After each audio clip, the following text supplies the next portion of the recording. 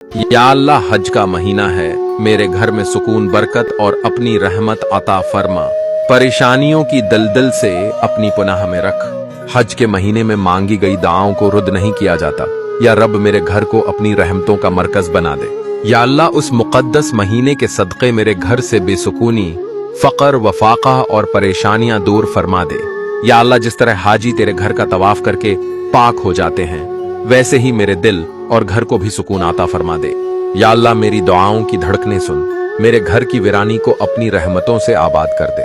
हज का महीना है, या अल्लाह, मेरी छपी आहूं, बेबस आंखों और थके दिल को अपनी पनाह में ले ले। ए मालिकी काबा, जिस तरह तूने हजरत इब्राहिम की दुआ को कबूल फरमाया, मेरे टूटे दिल की फरियाद भी सुन ले।